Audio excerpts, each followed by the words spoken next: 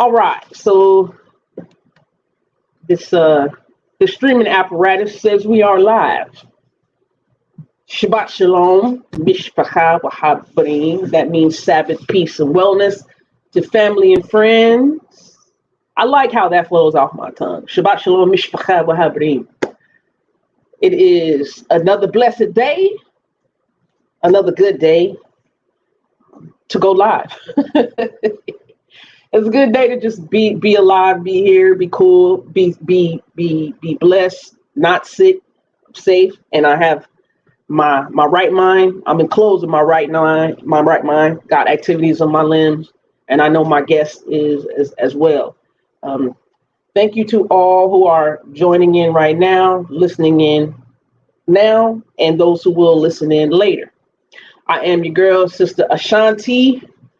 On the Facebook, I am Shanti Doc. On the YouTube, I am 916 Sean. We are streaming in both of those areas there.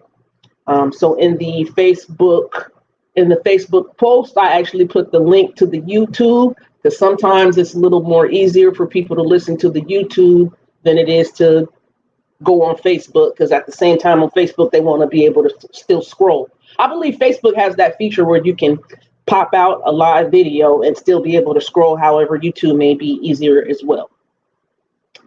It's a blessed day today. We're going to do another portion of the series I have called Torah, Tittles of the Text, where we examine more intricately, more in-depthly Hebrew word definitions. I'll also be doing some things in the Greek as well. Later on down the line, I am thoroughly through Matthew and Mark so far with reading in the Greek. So I'm going to be sharing some things from the Greek as well. So Shabbat Shalom, Shika. Thank you for tuning in. Thank you for joining in. So with that being said, I'm not going to be too long. I am going to say a little bit about my guest. I met my guest here through social media about 2014, 2015. He ran across myself and Brother B.A. when we were a part of a congregation and we were teaching in the congregation, and we just became, cool since then. He's a great Hebrew student, a great Hebrew teacher. Oh my gosh. Knowing the language, got students, and actually can parse, can go in depth, can actually bring out morsels of the context that you wouldn't imagine. And that's why I have him here. Last week, he got me excited and revved up while I was doing the video about is veganism commanded. And I was like, let's have you on. Let's have you on live so the people can understand how we are able to see these things in the Hebrew that sometimes we are not able to see in the English, right, as we go through the text. And so people want to see the differences, the nuances, and see if anything's idioms, euphemisms, stuff like that. We're able to start seeing those things, go into the grammar, be able to break things down in detail, right? So I have him here. So Brother Amitz, at first he was on Facebook as Emissary Clay, and now he's on Facebook as Amitz Ben Yehuda. So without further ado, I'm gonna have him introduce himself. Then I'm gonna come back in. We're gonna give an overview of what we're gonna talk about, and let's have a good time in the Most High. Just edifying, entertaining. You know how we do. Shabbat Shalom, Nietzsche. Shabbat Shalom, brother. I think that's Brother Sal. I don't know who's on Debate Talk for you, but you got plenty of people in. So go ahead, brother. Go ahead, Brother Amitz. All right. Well, Shabbat Shalom to everyone. Shabbat Shalom lechulam. אני Amitz Ben Yehuda, מורה של Heart of Yahweh, Beth Safer. I currently stay here in Louisville, Kentucky. Well, just a quick little bit about me. She kind of blew me up. I'm very humbled to know her and Brother B.A., who are excellent Morim themselves, excellent teachers themselves. I've learned a lot from both of them as well. So as I was talking with her earlier, is that, I never want to be so much of a teacher that I no longer remain a student, because that's the way we stay humble, because we don't know it all. But I believe that together we can learn everything from each other. Okay.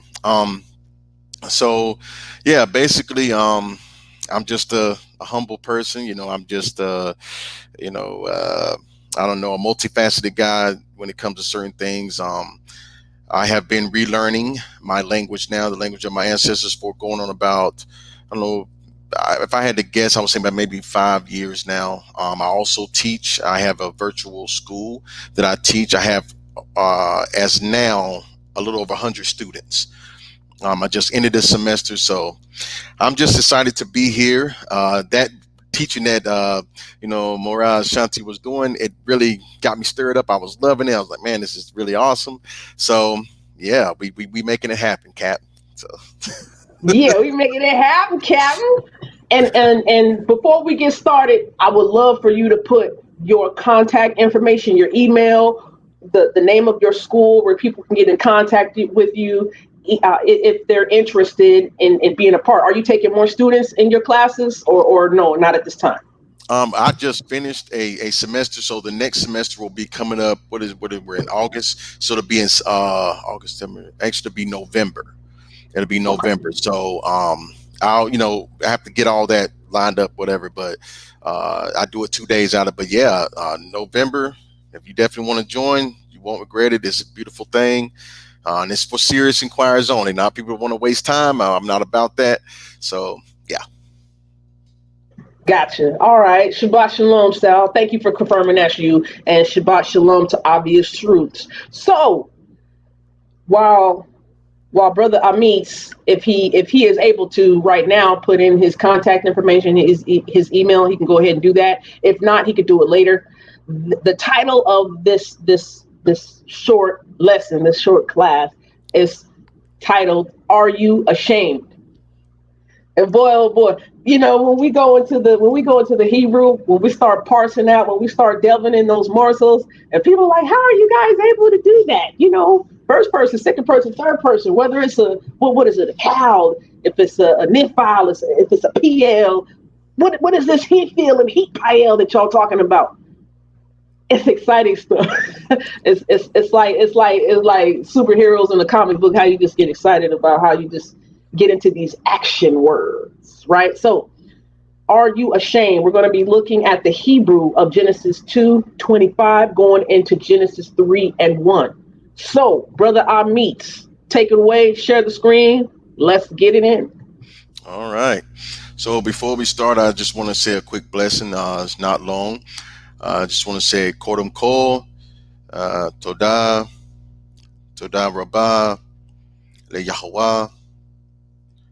And I also want to say Kol Tehiyah, Yahweh, Todah Rabbah Lecha. And I thank him for us gathering here to be able to do this because he is the king of the universe. Okay.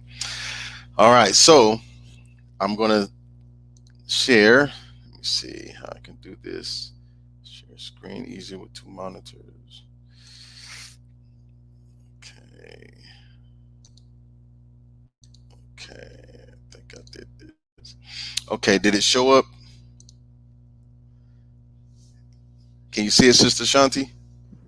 Absolutely. All right. Absolutely. Well, here Can we the go. audience out there see? Can the audience out there see what Brother Amis is sharing? Can you see it clearly? Does he need to zoom in and make it bigger or anything? Let us know real quick. Right. We want to make sure everything is visible for the people. That's right. So, yes, Ace said yes. And Shalom, Ace, by the way, sis. Shalom, Shalom. All right.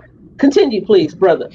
All right. So I need to set my timer, don't it? Let me make that happen too. Okay. I'm starting now. Okay. Okay. So basically what I want to quickly talk about is that this verse here, Genesis 2, verse 25, a lot of us have just spoken it and we've said it and we've just moved on to the next chapter 3, verses 1. Okay. And that seemed to intrigue everyone more. But as I used to read this in the English, what would happen is that I would get confused when I got to chapter 3, verse 1. And I couldn't understand where did this so-called snake come from? So I had to look at it in its originality in the Hebrew, Bevrit. Why? Because English gives us a half power. we only have half power because we have half of the truth of what's actually going on in context and what's presented before us. But if you look in the Hebrew, as you see, I have it the English here, which is a CLV translation, but I also have the Hebrew with the nikudot, or with the vowel pointing. So I just want to touch on it real quick so we can get a true understanding and a solid foundation of why Genesis chapter 2 verse 25 is vital to everything we do right now.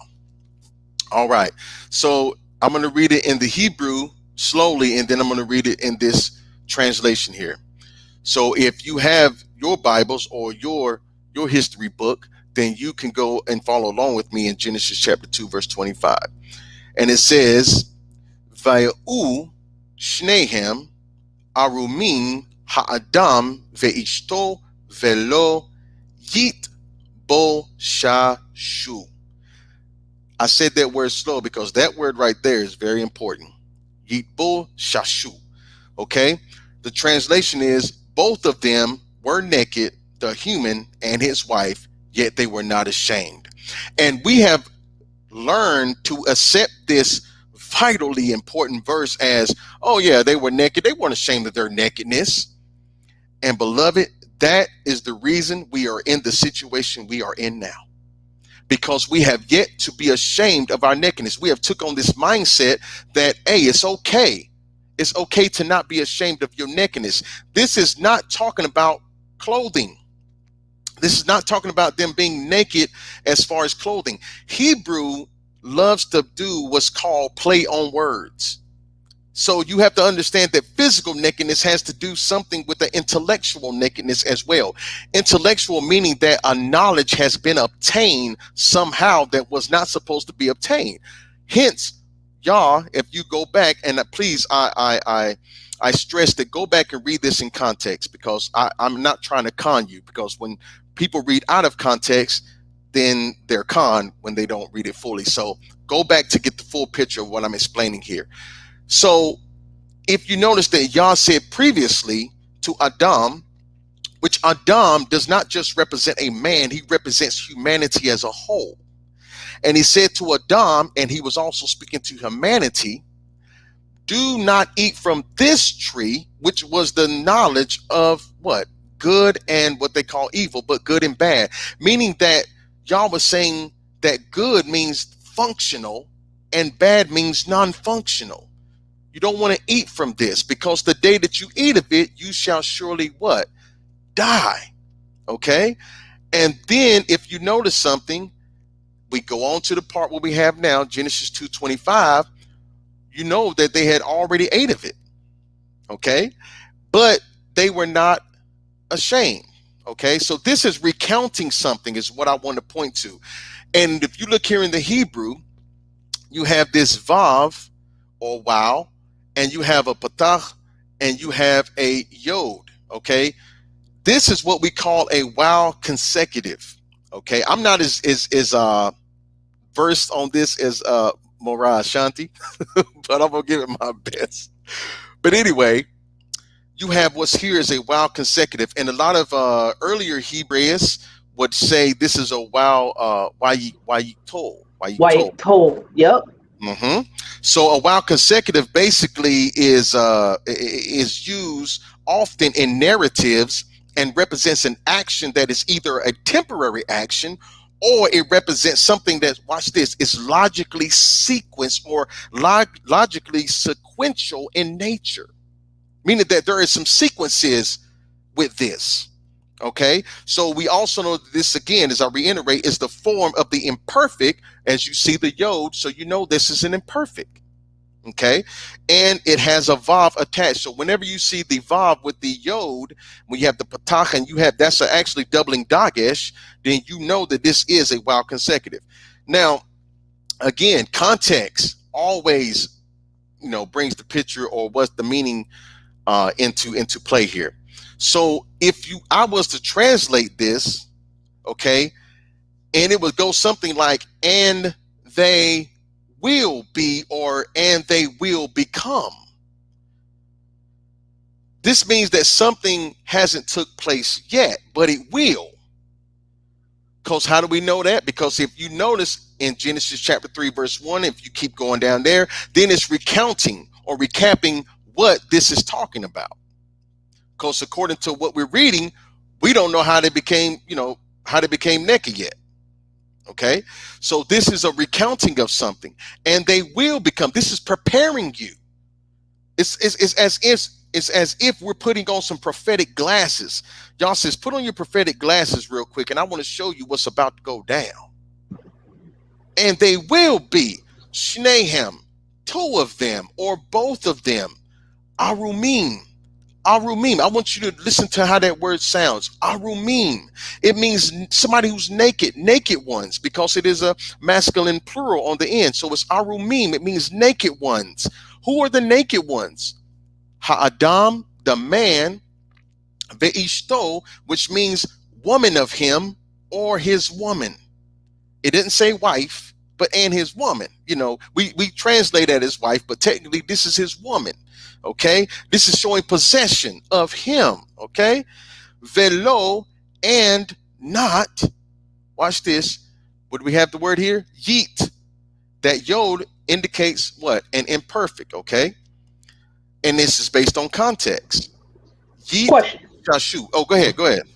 Question. Would that imperfect, because of the yod prefix after the wa conjugation of and, would that make it seem as though the action was completed when you talk about will consecutive or will conversive? Well, the wow consecutive, and the wow conversive are two different types of they're two different types of what I would call a conjunction, if that makes sense.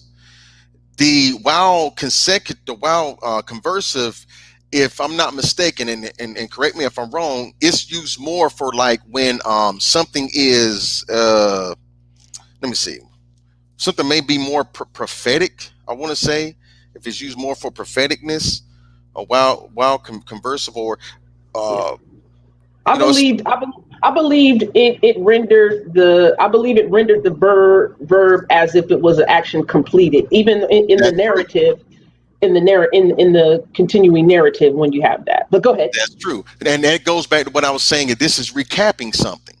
This is recounting an event. And see, we're taught to believe that, okay, maybe this hasn't happened yet, or what's going on. That's what causes the confusion. And when we get to Genesis chapter 3, verse 1, but today you're going to understand what's going down. Okay, so, and I agree with Sister Shanti totally. This is something that has pretty much already happened. It's already happened. It's already took place. And if you notice something, that with the last word here, which we said it is yitbo shashu, it is also a plural. It is a plural because we have the vav on the end, right? Or the shuruk. Is that how you say it, sister? A shuruk? Correct. I would say that. Yeah. Shudak or shuruk. Mm-hmm. There you go. So it is indicating two people. So it would be they. Okay. But what does it mean? This word is important. It says, and I know the translation says, yet they were not ashamed. But I want you to understand that there is something more scary, if I can use that word, happening here. I want to say not that yet they were not ashamed, but yet they were not pale. I'm gonna give a few minutes of silence. But not they will pale, or they will not be pale. What does that mean? That means to be ashamed, to be disappointed. In other words, they were supposed to be in terror when this happened. They were supposed to be in terror. You ever seen a movie where a person becomes pale like they're dead, and they're because of fear and terror? That's the kind of fear that we should have for Yah when we don't do what he says to do. When Yah says, do not eat of this, and they did it, they became pale in terror. That was in the face due to fear, knowing that we have disobeyed what he said not to do. And they were not pale. That means they were not ashamed of what they did. Why were they not like that? But we know, what did they do? They tried to hide it. We know that. And then please, again, go into context. So if we get into chapter 3, verse 1, look what it says. Now the serpent, it became more crafty than any other animal of the field that Yahweh Elohim had made. I want to just stop there. But if you look in the Hebrew, it says Vehanachash. Now that vav, would you say that's a what would you say that is, Sister Shanti? Would you say that's a while consecutive or a while correlative? This would not be a while consecutive, because it does not have the yod prefix after it. It would just be that, and that conjunction. Just and.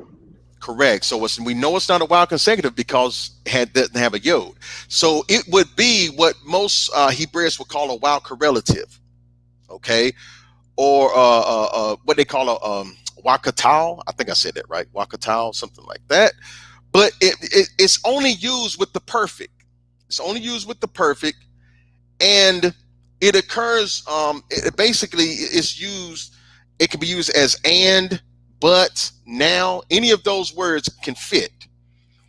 But it says now the serpent. Now, again, I like the word hissing. That's what I use. The word hissing. And if you look at the word nachash, look at the sheen, it makes that hissing sound, nachash. So it makes a hissing sound. So this is where they get that kind of idea that this must be a snake, because if you ever see a snake, I'm from the country, they hiss. Okay, they do a lot of hissing. So, but there's something deeper with that word that most people don't see. This word is also connected to another word that basically means something that I don't even know the word now. Protagonist, someone who speaks. Protagonist, yes. Protagonist. This, whatever this creature is protagonist. It's a protagonist. It's telling something prophetic to them. It's telling them something ahead of time.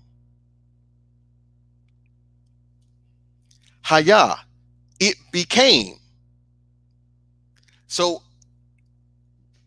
I'm trying to grasp that thought. This was an actual creature. Whatever you want to call it, a snake or whatever you want to call it, it became something that it wasn't. Does that make sense?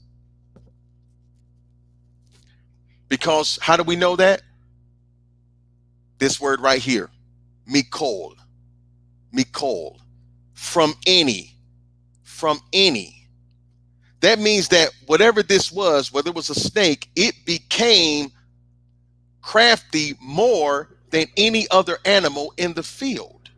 And then that makol would be used as a superlative there with that mem prefix, that mean prefix, right? More than superlative. So go ahead. It's talking about something comparing. That's right. It's comparing this creature to other creatures of the field. I mean, not a superlative, but did I say superlative? Yeah. Comparative. I'll make it comparative though. I got you. Comparative. My bad. So we know that this is talking about compare. So this is really vitally powerful, and you see already the connection with this chapter 3 verses 1, also with chapter 2 verse 25. Notice the word arum. You heard that word before. Let me go back to 225 real quick. Arumim. Doesn't it sound like the same word? Yo, this about to get juicy now. This about to get juicy. Go ahead, man. Go ahead. I don't know if y'all seen this. Arum. We see that same word. You won't see that in English, but let me flash it again. Arumim, naked ones, arum. You see that? There is a connection here. If you want to call it a snake, if you notice something, a snake is one of the very few creatures who doesn't have any fur on its body. So it is exposed. It is naked. This word also means to cause someone to be, or, to be bare, to become naked. How? Through the idea of someone being really smooth with their talk or cunning speech. May, This, may, may, may mhm, I ask something? sure, Transparent. It makes you seem like pale. It makes you seem the entity there is making itself seem like it's transparent, right? exactly, Like you can see it. Go ahead. exactly. But the key is that it became this way from any other creature. Now, somebody will say, "Okay, now I don't believe that." Okay, well, let's talk about the donkey for a split second. Do y'all remember that donkey? Does anybody remember the donkey? Didn't the donkey all of a sudden start talking? Didn't the donkey become something that it wasn't? Didn't the donkey not tell his master, "You're my master. Why do you beat me?" Does anyone know exactly what I'm talking about here? And y'all sent the angel to become what it says in Hebrew, a Satan to him, to be an opposer, to be someone who opposes him. Did not he keep spanking that donkey? I'm talking about Balaam. If it, you know, and did not Balaam keep beating his donkey, and the donkey just started talking all of a sudden? So y'all can use anything in his creation to get his point across. This was a test. This was a test of obedience. The same thing with Yeshua. Yeshua was also tested the same way that the first Adam here was tested. Just like the first Adam carried humanity, Yeshua, being the second Adam, carried humanity again. And he was tested the same way. So this was a test of obedience. Now, it could go deeper than that, but I don't have enough time for all that.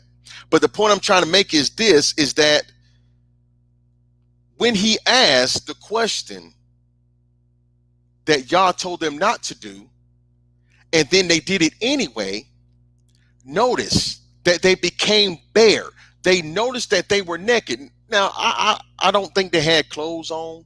That's just me. I don't believe they did, because if they did, why did they have to go to a fig tree, so to speak, and hide themselves?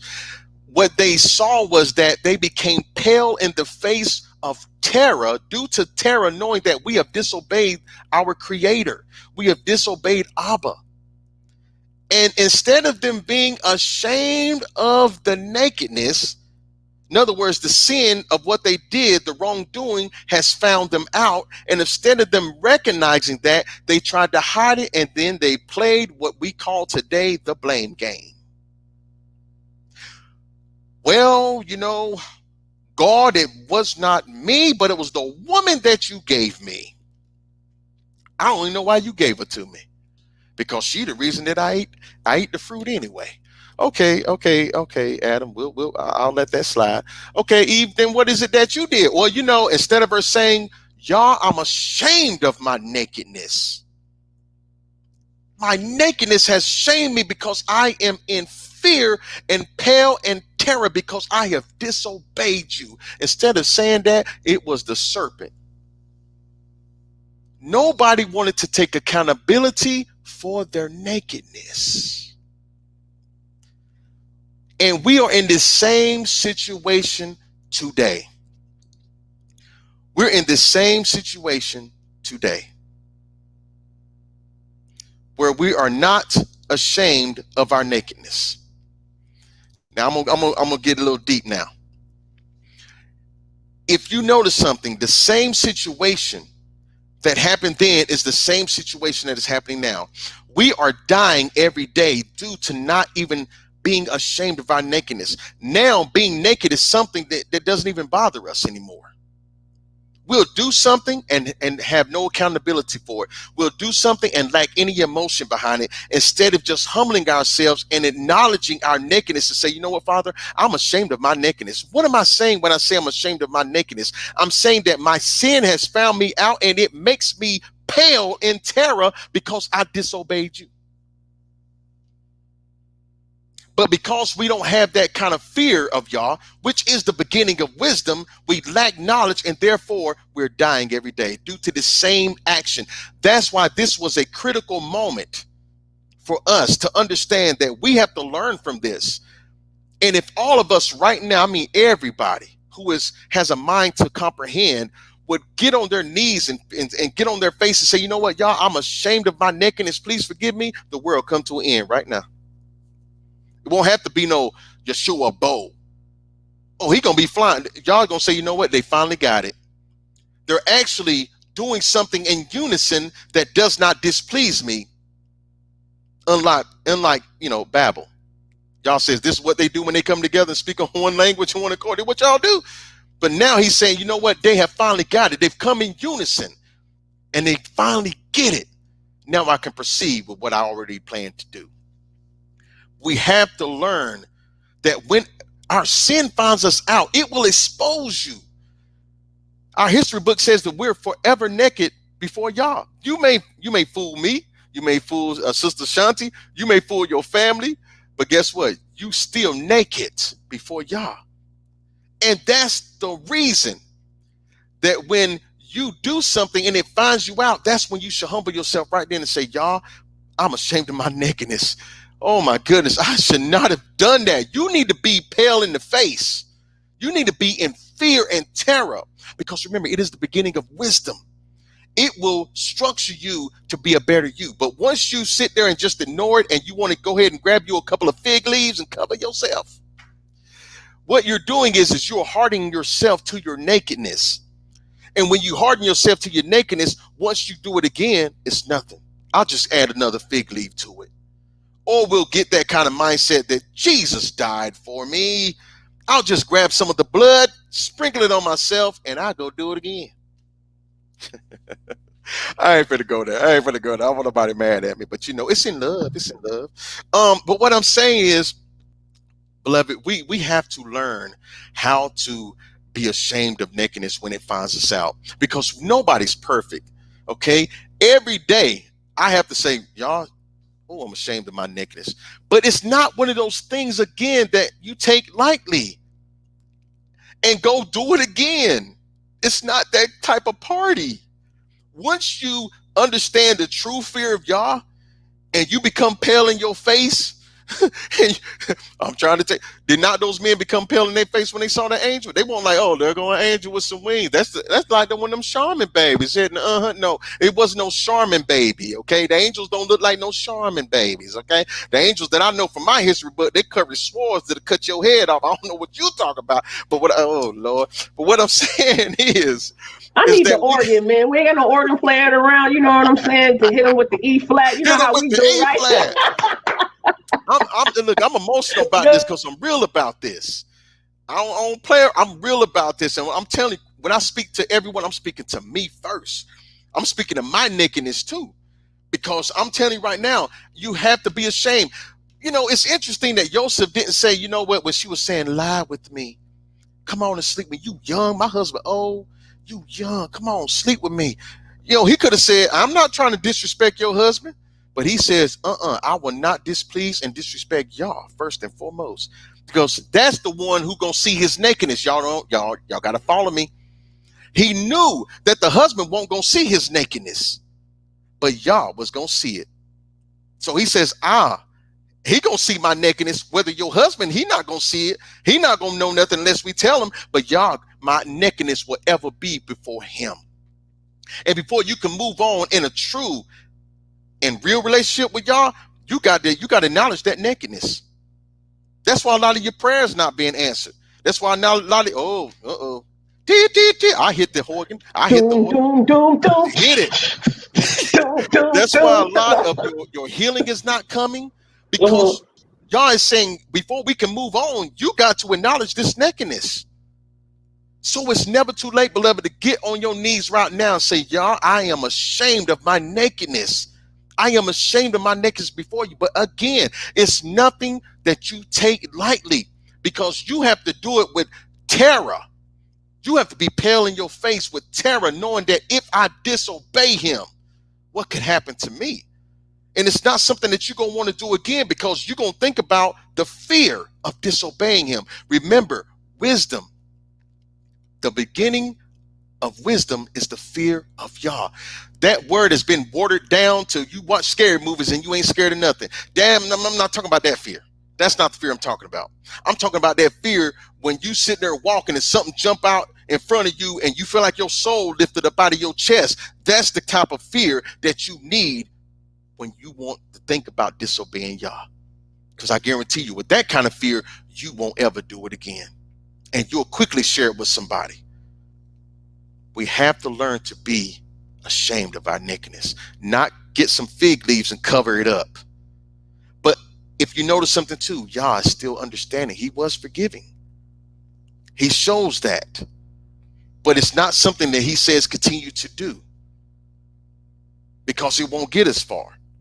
Okay? But if we acknowledge that nakedness right now before him, I guarantee you it will create a mindset. It will create a pattern that people will want to follow. That's why Yeshua could do what he did, because he understood the nakedness. He understood the fear. And that's why he could be pure in his walk. That's why Paul could say, follow me as I follow Christ. Follow me as I follow Mashiach. Was he saying that he's perfect? No. That's not what he's saying. Perfectness is about not what we think, dotting every I and crossing every T. That's not what perfect means to Hebrews. That's another lesson another time. But that's not what that means. Because you let me tell you something. You're gonna drive yourself crazy trying to do that. Start with being ashamed of your nakedness right now. That's what it's about. Being ashamed, because this one action that they overlooked, because they got tested and they failed, this caused humanity to be in the situation that it is now. You got a whole bunch of people not ashamed of their nakedness, and they're spreading like wildfire, because when they see someone do something and nothing happens to them right then and there, we think it's okay. And y'all are saying all you're doing is storing up wrath for yourself in the day of judgment. And these sins are going to find you out now or later. It doesn't matter. But if we acknowledge it now, we create a mindset. How is it so easy for us to acknowledge Shabbat? We do that, right? We acknowledge Shabbat, we acknowledge the feast days, but we can't acknowledge our nakedness.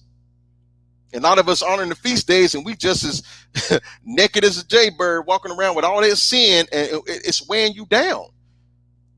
It's weighing you down. Can you have a complete and truthful and honest relationship with Yah, knowing that you are naked and you're not ashamed of it? Your sin is weighing you down. And a false weight is what to Yah? It's an abomination. And you carrying all this unnecessary weight because you're so ashamed.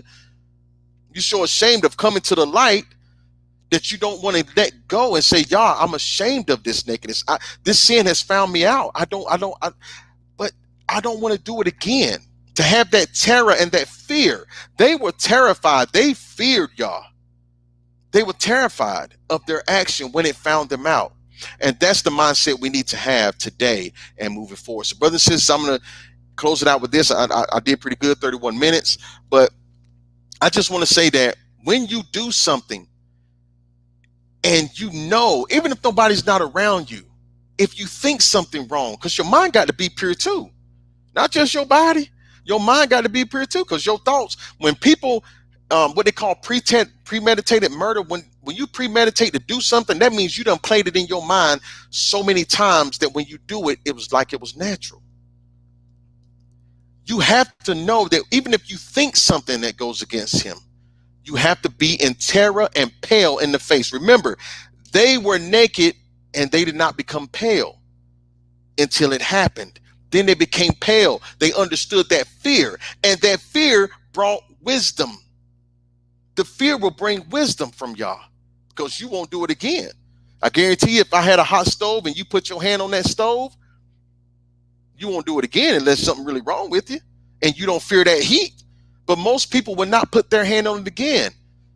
And if someone tried to put their hand on it or force it, they would go pale in the face. They would have fear and terror because of the resultant action that would come from it. That's the mindset we need when it comes to Yah. That's why we don't have true relationships with him. That's why things don't happen the way we want it to be, because Yah is saying you have yet to still acknowledge that nakedness that you're not ashamed of. And it's not good before him. So beloved, again, if whatever you have, and if you in the future, if you do something you know is wrong, go ahead and become ashamed of that nakedness. But be pale in face, be in terror, knowing that I don't want to disobey him, and don't do it again. Don't think it again. And I guarantee you, it will create a platform and a mindset and a pattern that is pleasing to him, because Yah said himself, he who pleases me, I will make even his enemies to be at peace with him. Who don't want that? Who don't want to walk in any neighborhood and the enemy can't touch him? Because why? It ain't about me. It's because my ways please him. Because I fear him in terror. I fear him in terror because I don't want to disobey him. Toda Rabah. Toda Rabah. Oh my goodness. Oh my goodness. Thank you. See, this is how we're able to establish understanding by going to the Hebrew text. We're able to see things in the Hebrew that we don't necessarily get to see in English, right? The word. Can you go back to pull up Genesis 2:25 and then 3:1? You're talking about Arom versus Arum, same root, right? Yes. Same root. I don't know if people actually caught this, what you were saying. Let me add it back to the stream here. So, and can you pull up Genesis 2:25? Let me see. There we go. Okay, it says both of them were naked, right? The word for naked here, what brother Amitz was saying was this third word from the right. The ayin, the resh, and then the mem there. You have a shurek in between the resh and the mem there. So Aram, right? Mm-hmm. So would that be the root? Let me see. Yes, that will be the root, the ayin resh mem. That is the third masculine singular. Yeah, Aram. Excuse me, Aram. Aram would be that, right? Mm-hmm. So over here it's Arum, right? So that word is translated in the English as naked, right? So keep in mind, ayin, resh, and the shurek and the mem. Go to Genesis 3, verse 1. These are the things we catch in Hebrew. So Genesis 3, it says, when Nachash haya arum, right? Ayin, resh, shurek, mem sofit. Sofit means the end. The letter, the consonant looks different when it's at the end of the word, right? So this word here is translated what? Crafty. This is why we go.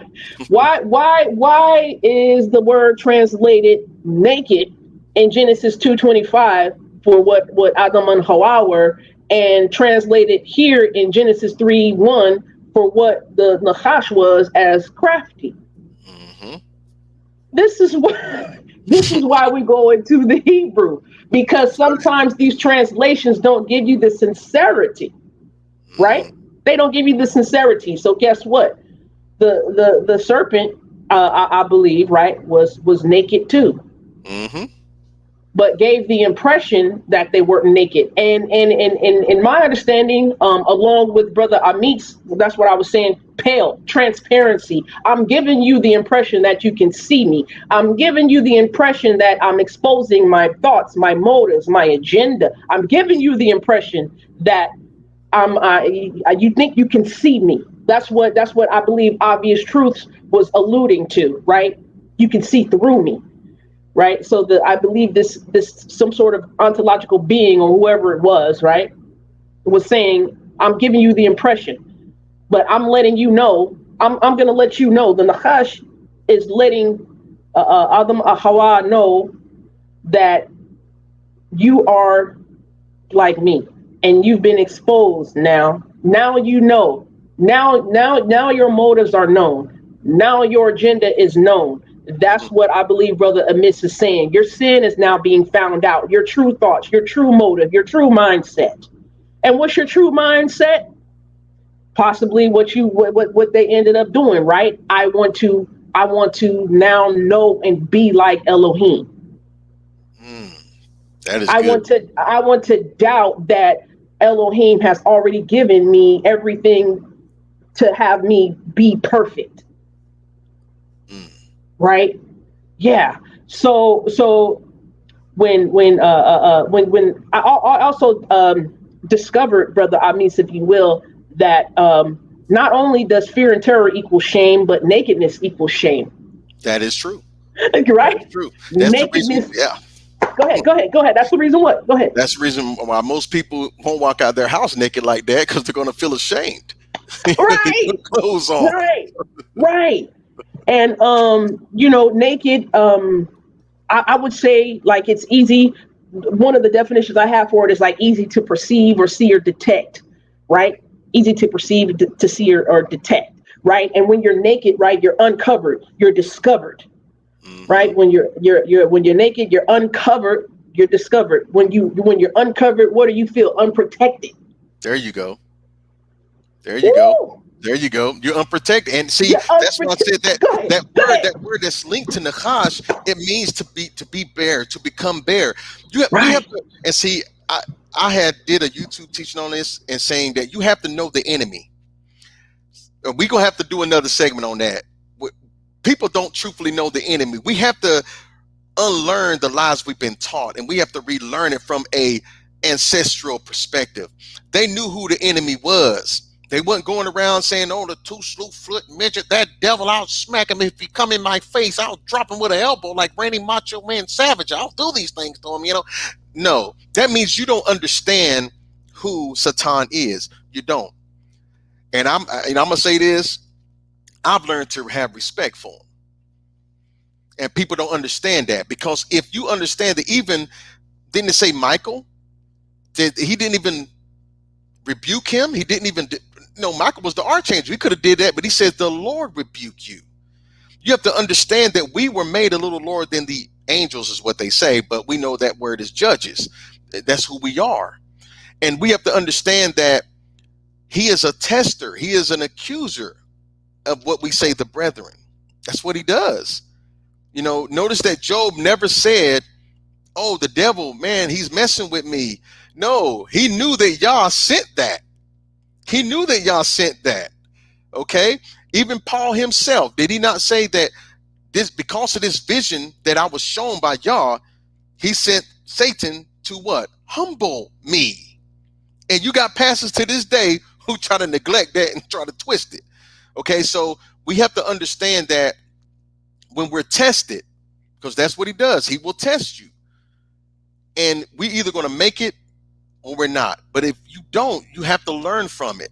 And Sister Shanti said that, that if you notice something when it says that, to be like Elohim and the nakedness and all of that stuff, and notice that Yah himself says, look, they have become like us, to know good and bad, to know function and dysfunction. So if somebody says, what is a God?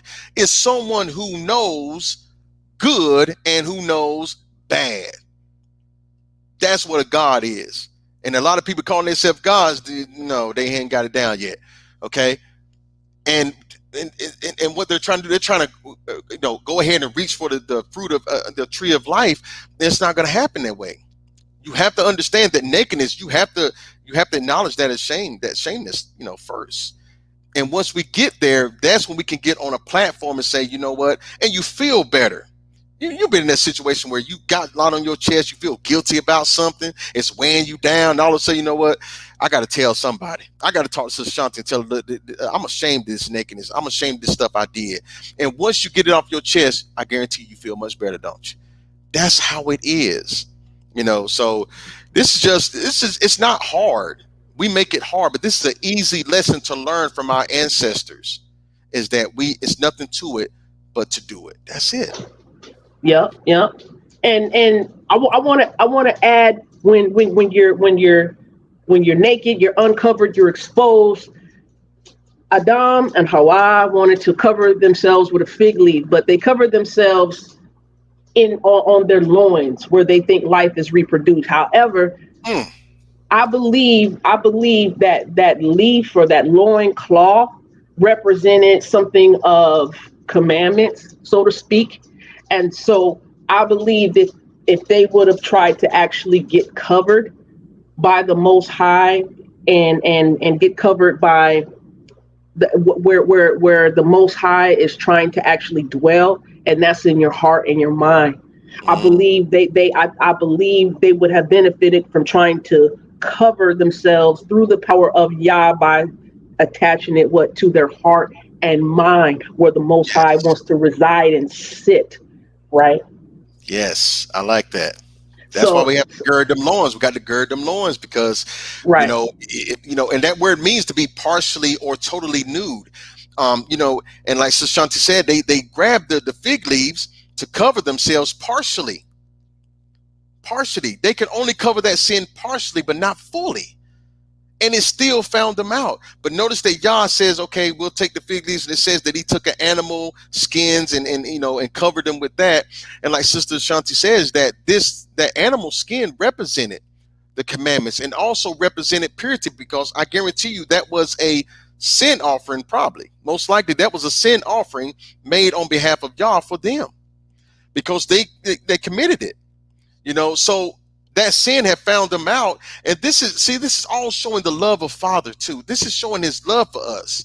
He's saying, I love you. I don't wish nothing to happen to you, but as in life, we have to learn from our consequence. We have to learn from our actions. If we just go on in life and just do stuff and don't have any kind of accountability for it, look at the outcome of that. Look at the state that the world is in now, because no one is ashamed of the nakedness. And it goes back to this simple thing, this simple action that caused this whole chain of events, that if we go back and say, oh, we have the ability to see what displeased Yah, now we can go back and say, I want to do what pleases him, not follow this example, because that was not a good example.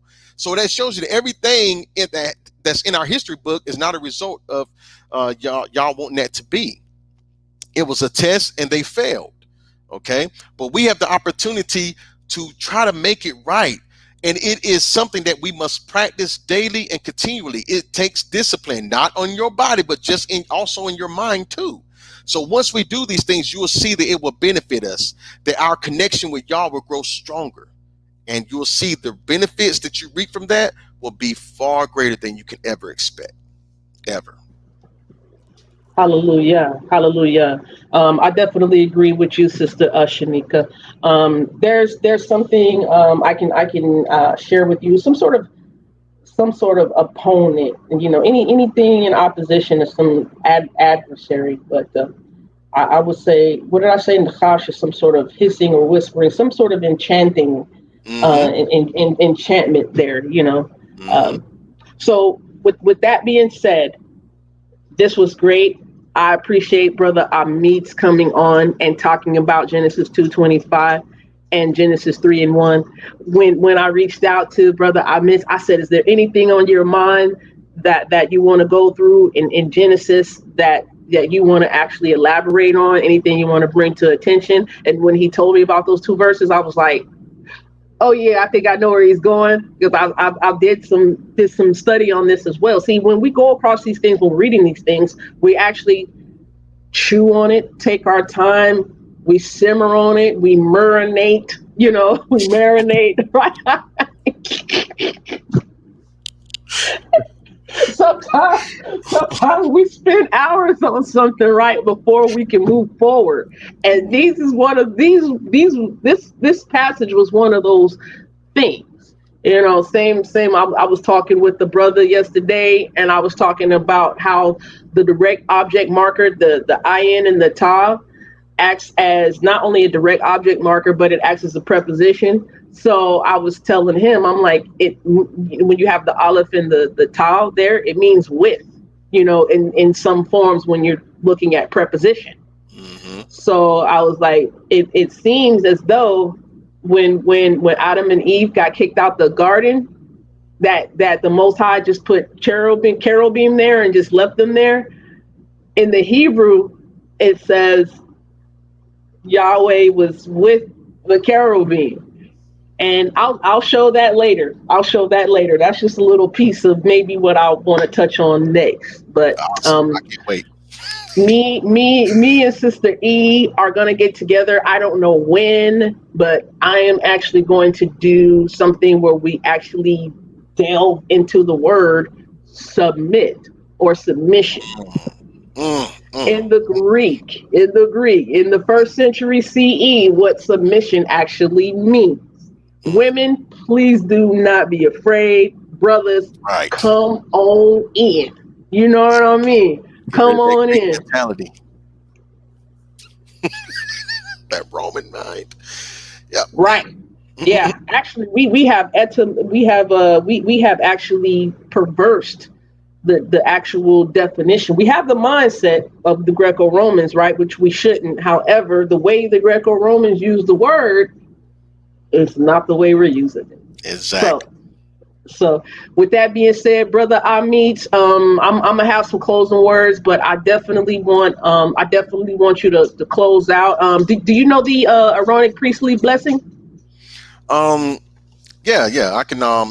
If you want me to pull, or Okay, cool. No. If you know it, this is why I'm asking. I'm gonna say this. I don't know if people realize, but when I say the Aaronic priestly blessing, the last verses in Numbers chapter 6, I always ask the males if they know it, and if they don't know it, then I'll say it. But see, this is me right here. When there's a male in the building who knows the Aaronic priestly blessing or the Aaronic priestly blessing, I ask them to please say it. Awesome. I'm not going to tell you guys why. I'm going to let you guys figure it out. I think Brother Amitz knows what I mean. Right. Right? I definitely love to fall back when it's time for me to fall back. You know what I mean? Right. I think people think I have a problem with that. No, I don't.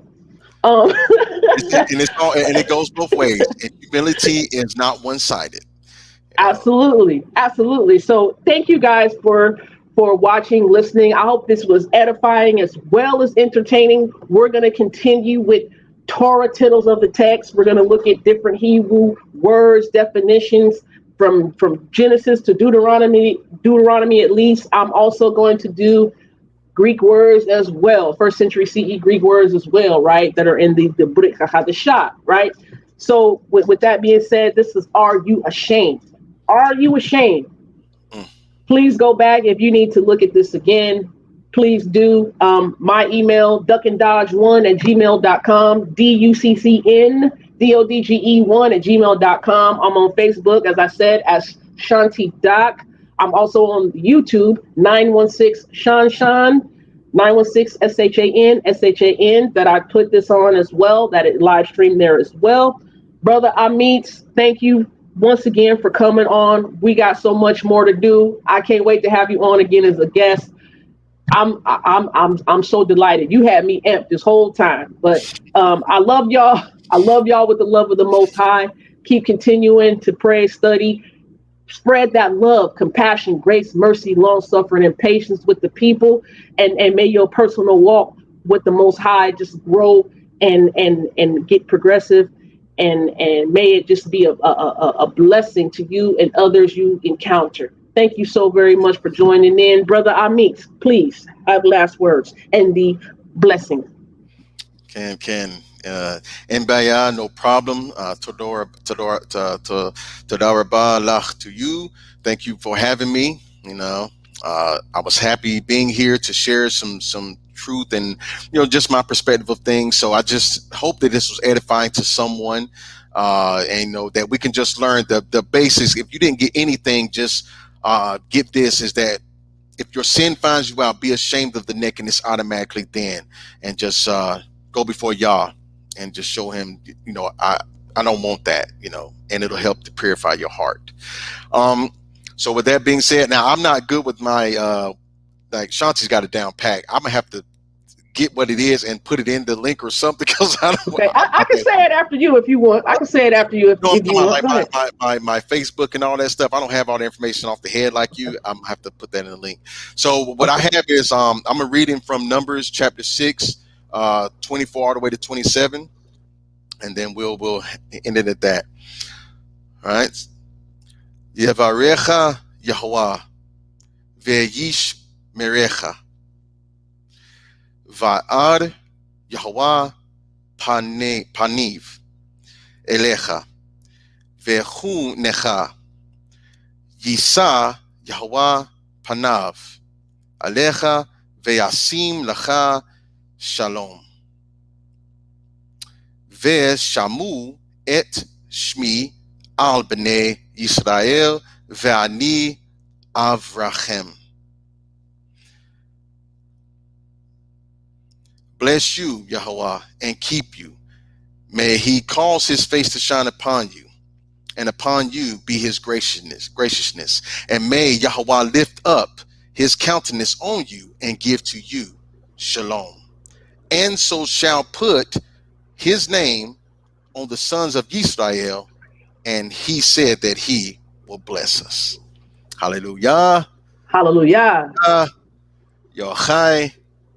Yochai. Toda Rabbah. Gam, for you, your platform, may Yah open the door for many more to come and just share their truths and to just share fellowship with you and everyone else. And I pray one day soon, before Yah ends the credits of his movie, that we can all come together and just be unified on that same basis that we love Yah, and just put aside our differences. That's my prayer for the world. Hallelujah. Thank y'all. Shalom lakol. We'll see y'all. Shabbat shalom. Mishpacha v'habrim. Gone.